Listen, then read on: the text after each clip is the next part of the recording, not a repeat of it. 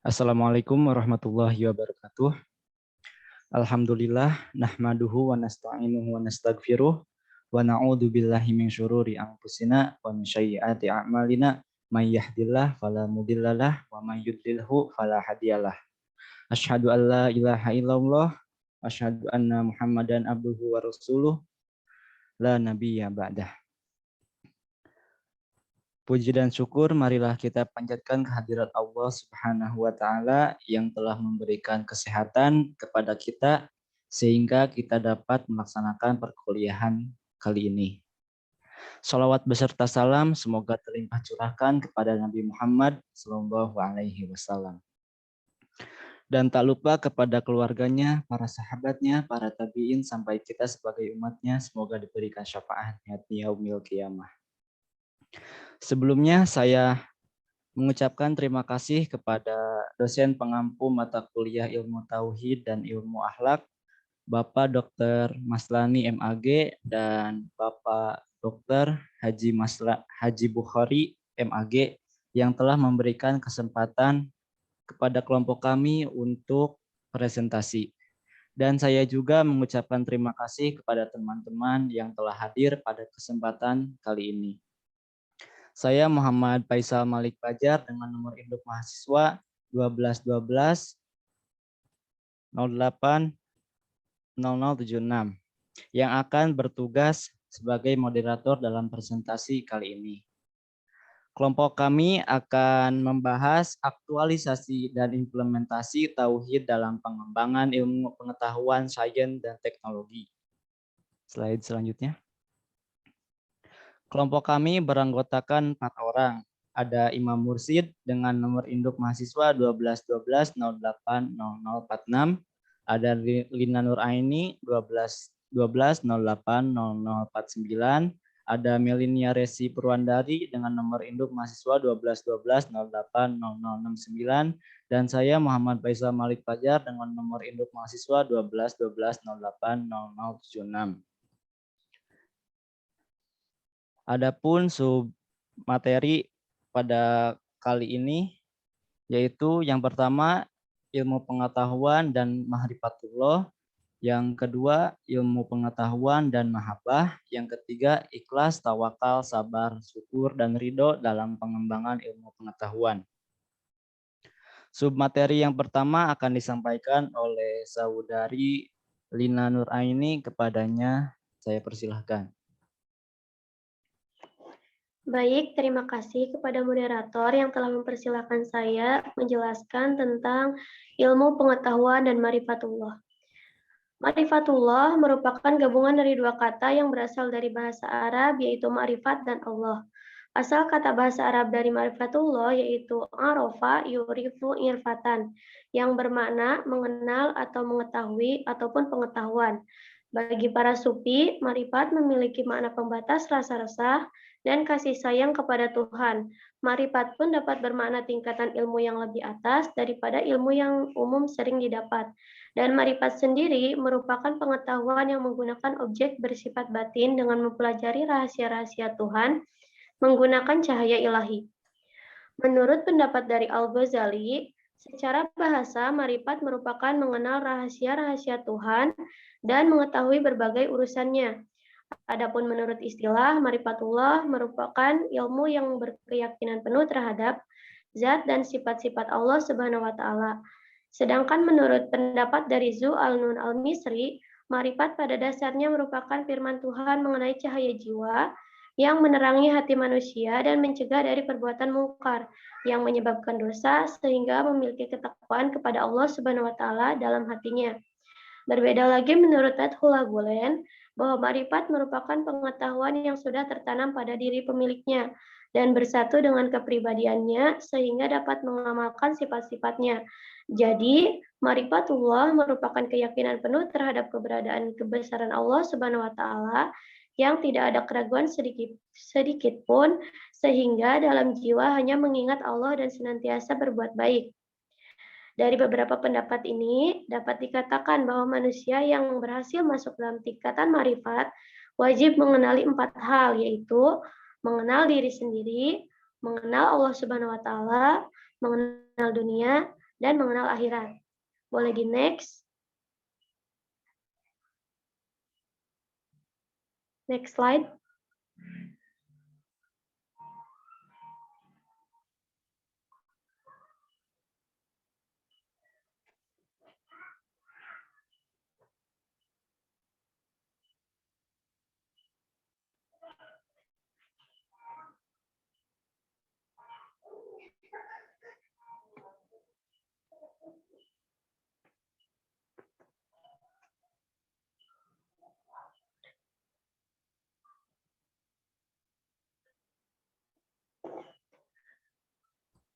Baik, untuk tanda adanya Tuhan dan kebesarannya dapat dilihat menggunakan akal melalui fenomena alam dan semua materi yang diciptakannya. Cara mengetahui siapa, bagaimana, dan cara yang harus dilakukan kepada Tuhan itu menjadi persoalan yang cukup rumit. Maka dari itu, Allah Subhanahu wa Ta'ala telah menciptakan dan mengajarkan kepada manusia tentang segala hal yang tidak diketahuinya yang tercantum dalam Quran Surat Al-Alaq ayat 1, 2, dan 5. Sedangkan untuk keberlangsungan hidup manusia itu diperlukan adanya pengetahuan. Lazimnya manusia tahu bahwa ilmu merupakan sesuatu yang penting, tetapi berdasarkan pandangan setiap manusia, hal itu dilihat pada sejauh mana manfaat dan hasil dari ilmu tersebut. Dengan demikian, setiap makhluk mentauhidkan Allah dengan otoritas sesuai rububiyah Tuhan dan sebagai bentuk ubudiyah yang telah ditetapkan dalam menyatakan tauhid mereka. Maka dari itu, manusia memiliki keharusan dalam mengenal Allah terlebih dahulu dalam proses menemukan suatu ilmu pengetahuan. Adapun proses menemukan ilmu pengetahuan dalam ma'rifat terbagi menjadi dua. Yang pertama yaitu proses yang dilalui tanpa dasar petunjuk Islam. Setiap manusia memiliki pandangan yang berbeda-beda dalam berbagai hal. Salah satunya ketika menemukan ilmu pengetahuan dalam mengenal Tuhan. Pada fenomena ini, dari dulu sampai sekarang masih ada yang tidak mempercayai keberadaan Allah dengan dalih tidak dapat melihatnya secara lahiriah. Karena hal tersebut, mereka kurang mempercayai setiap hal gaib, sedangkan penglihatan dari manusia itu terbatas, baik dalam melihat sesuatu yang nampak, apalagi sesuatu yang tidak nampak atau gaib. Nah, dari hal ini, manusia tidak cukup mengenal Allah Subhanahu wa Ta'ala jika hanya bermodalkan panca indera saja. Akibat dari tidak mempercayai keberadaan Allah, manusia mencari alasan melakukan kesesatan dengan meyakini benda-benda yang bisa mereka lihat, sehingga muncul kepercayaan terhadap matahari, bulan, bintang, adanya para dewa, dan sebagainya. Bahkan terbesit dalam hati manusia bahwa Tuhan tidak ada, sehingga muncullah namanya ateisme atau tidak memiliki kepercayaan. Sebagian dari manusia pun lebih mengutamakan sesuatu yang lebih masuk akal atau realistis dengan pendekatan melalui pengetahuan ilmiah. Itu sebabnya manusia kurang mempercayai hal-hal yang bersifat gaib, tahayul, mistis, dan yang lain-lain. Cara yang dilakukan manusia melalui ini berdasarkan akal dan panca indera tanpa diikuti keimanan terhadap apa yang mereka cari dan temukan sehingga terkadang menimbulkan keraguan yang menjadikannya kafir. Yang nomor dua yaitu proses yang dilalui dengan dasar petunjuk Islam. Petunjuk dalam mengenal Allah Subhanahu wa Ta'ala telah dijelaskan oleh agama Islam dengan memakai akal pikiran dan tanda-tanda kebesarannya yang tercantum dalam Al-Quran dan hadis, fenomena alam semesta, serta mukjizat dari Al-Quran dan hadis. Allah menurunkan firman kepada utusannya. Yang pertama itu dalam Al-Quran yang menjelaskan tentang adanya Allah Subhanahu wa Ta'ala dapat dilihat melalui Quran surat At-Toha ayat 14. Pada fenomena alam semesta beserta isinya, termasuk yang ada pada diri kita yang menunjukkan kebesaran dan keberadaan Allah Subhanahu wa Ta'ala, tercantum dalam Quran Surat Az-Zariyat ayat 21 sampai 22 dan Quran Surat Fussilat ayat 53. Pada mukjizat, Allah telah memberikan mukjizat kepada utusannya, yaitu para nabi dan rasul. Mukjizat terbesar yang menjelaskan secara jelas tentang keberadaan keesaan Allah Subhanahu wa Ta'ala adalah Al-Quran. Orang yang memiliki keimanan dan akal yang baik akan sadar dan merasakan adanya keberadaan Allah Subhanahu wa Ta'ala dan mengakui keimanannya kepada Allah Subhanahu wa Ta'ala. Sehingga 6 rukun iman yang kita ketahui akan dibenarkan dalam hati dan diamalkan dengan baik dalam kehidupan sehari-hari. Baik, cukup sekian materi yang dapat saya sampaikan. Saya kembalikan kepada moderator. Baik, Terima kasih kepada Saudari Lina Nuraini yang telah membacakan materinya. Selanjutnya, materi yang kedua akan disampaikan oleh Saudara Imam Mursid. Kepadanya dipersilahkan.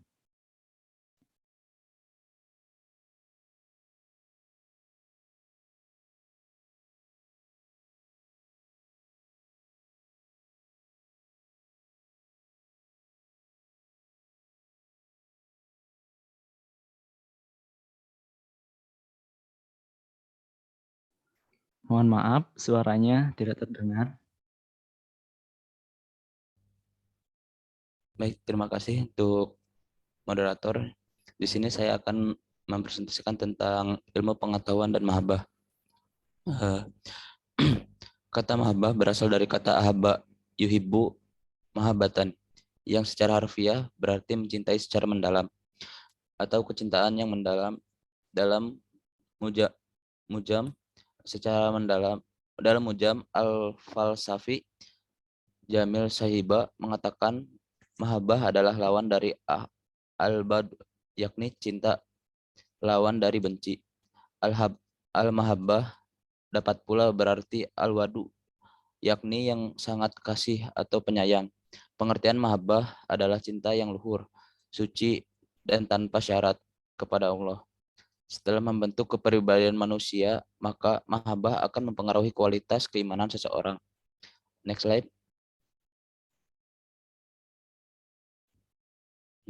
Macam-macam mahabbah.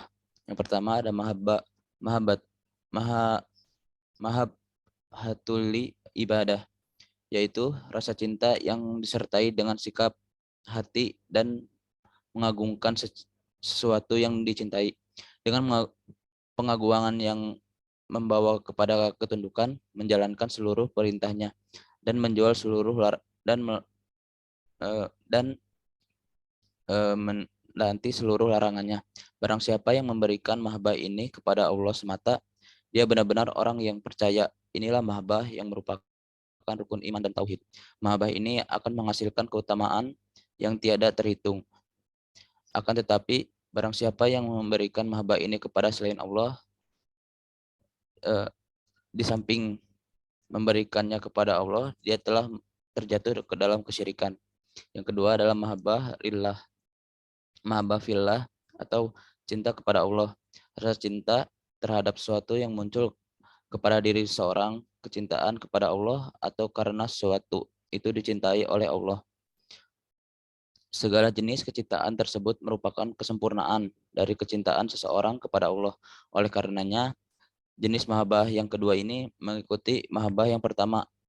Artinya mahabbah ini layaknya ibadah yang sangat agung, bukan karena semata-mata kecintaan seseorang kepada sesuatu tersebut.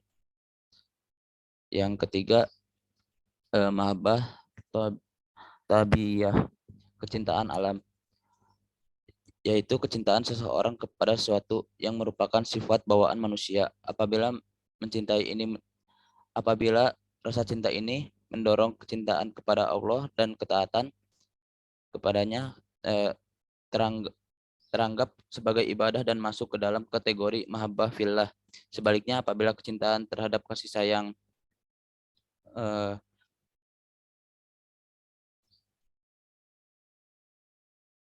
kepada Allah menahan dari ketaatan kepadanya dan menjadi sarana melakukan hal-hal yang dibenci oleh Allah, teranggap sebagai kemaksiatan. Sekian dari saya kembalikan kepada moderator. Baik, terima kasih kepada Saudara Imam Mursyid yang telah memaparkan materinya. Materi selanjutnya akan disampaikan oleh Melinia Resi, kepadanya dipersilahkan. Baik, terima kasih moderator. Saya akan menjelaskan materi tentang ikhlas, tawakal, sabar, syukur, dan ridho dalam pengembangan ilmu pengetahuan. Ikhlas yaitu suatu kewajiban yang mencerminkan motivasi batin ke arah beribadah kepada Allah dan ke arah membersihkan hati dengan satu pengertian. Ikhlas berarti ketulusan niat untuk berbuat hanya kepada Allah. Ikhlas Tasawuf tasawuf juga termasuk dalam sifat ikhlas. Tasawuf adalah ilmu yang mempelajari usaha-usaha membersihkan diri, berjuang memerangi hawa nafsu, mencari jalan kesucian dan makrifat menuju ke keabadian, saling mengingatkan antara sesama manusia, serta berpegang teguh pada janji Allah dan mengikuti syarat Rasulullah dalam mendekatkan diri dan mencapai keridhoannya. Keikhlasan lebih banyak dikaji oleh tokoh tasawuf diantaranya yaitu Al-Ghazali. Al-Ghazali menegaskan bahwa ikhlas merupakan perlawanan dengan isyrak, persekutuan. 7 hal ini disebabkan karena seorang yang tidak ikhlas, maka dia pasti akan mengharapkan sesuatu dari makhluk, maka harapan kepada makhluk ini merupakan isyrak atau disebut persekutuan. Yang kedua ada tawakal. Menurut pandangan Islam, tawakal adalah tumpuan terakhir setelah melakukan ikhtiar atau usaha yang sungguh-sungguh secara maksimal. Kemudian menyerahkan segala dan yakin hanya kepada Allah Subhanahu wa taala yang mampu menyelesaikan segala urusan setelah manusia tidak mampu menyelesaikannya lagi. Oleh karena itu, tawakal orang yang mengetahui bahwa Allah penanggung rizkinya dan urusannya. Ia bersandar kepadanya semata-mata dan tidak bertawakal kepada selainnya. Menurut pandangan Islam, tawakal adalah tumpuan terakhir setelah melakukan ikhtiar, yang mampu menyelesaikan segala urusan setelah manusia tidak mampu lagi menyelesaikannya. Dalam Kamus Umum Bahasa Indonesia, tawakal berarti berserah atau kepada Tuhan dengan segenap hati, percaya kepada Tuhan terhadap penderitaan, dan lain-lain. Setelah itu, kata tawakal dapat ditentukan dalam berbagai kamus, seperti dalam Kamus Al-Munawwir disebut bertawakal atau pasrah kepada Allah. Dalam Kamus Arab Indonesia karya Mahmud Yunus, menyerahkan diri atau tawakal kepada Allah. Pengukuran variabel tawakal ini diungkap dengan skala tawakal yang disusun oleh Abdul Mujib berdasarkan aspek-aspek tawakal yang dikemukakan oleh Ibnu Qayyim. Adapun aspek-aspek sebagai berikut: menyerahkan diri dengan keyakinan tentang kehendak Allah. Yang kedua, menyerahkan diri dengan mengetahui hukum sebab akibat. Yang ketiga, menyerahkan diri dengan memperkuat kalbu dengan tauhid. Yang keempat, menyandarkan kalbu kepada Allah dan merasa tenang di sisinya. Yang kelima, memiliki prasangka yang baik kepada Allah. Selanjutnya,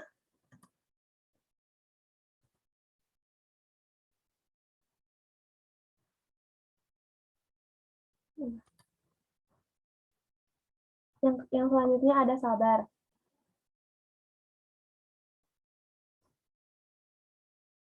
Sabar, kata sabar berasal dari bahasa Arab sabara, syabura, syabaran, syabaratan, yang berarti menanggung atau menahan sesuatu. Yang berarti sabar tidak tergesa-gesa, tidak membalas, menunggu dengan tenang. Imam Al-Ghazali memberikan penjelasan dan analisisnya mengenai makna sabar sebagai berikut. Sabar adalah suatu sifat khas yang dimiliki manusia, sesuatu yang tidak dimiliki oleh binatang sebagai faktor kekurangannya dan malaikat sebagai faktor kesempurnaannya. Selanjutnya ada syukur.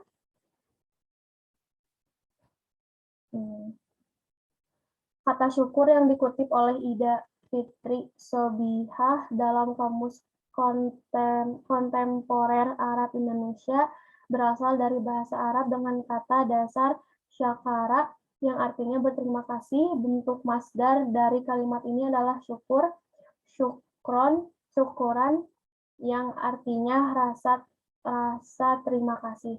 Syukur dalam bahasa Arab Syukur dalam Kamus Besar Bahasa Indonesia diartikan sebagai rasa terima kasih kepada Allah Subhanahu wa taala dan untunglah menyatakan perasaan lega.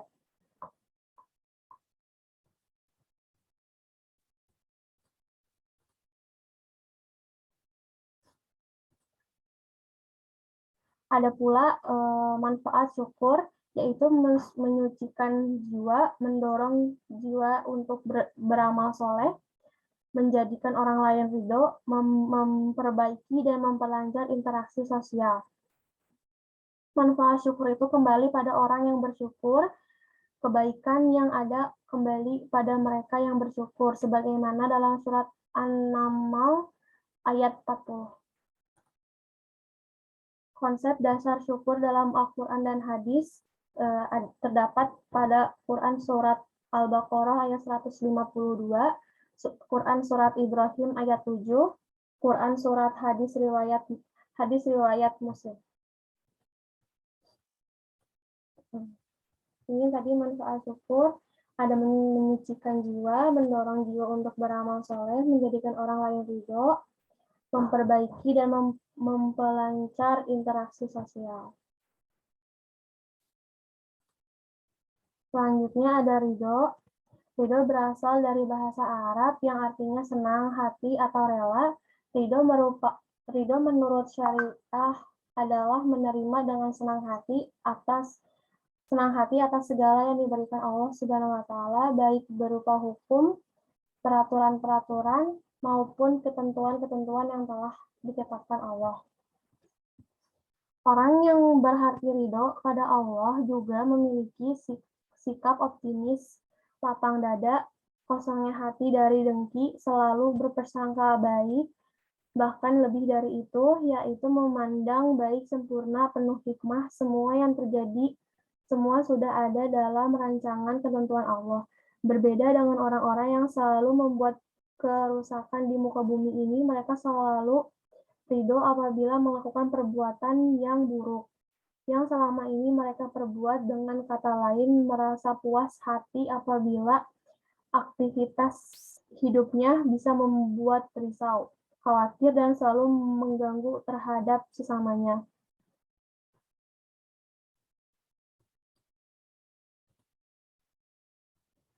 Ciri-ciri sikap ridho.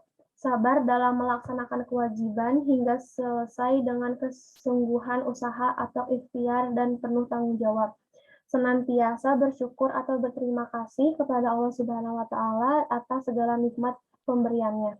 Menunjukkan kerelaan atau ridho terhadap diri sendiri dan Allah Subhanahu wa taala, dan juga ridho terhadap kehidupan, terhadap takdir yang berbentuk nikmat maupun musibah, dan terhadap perolehan rezeki atau karunia Allah Subhanahu wa taala.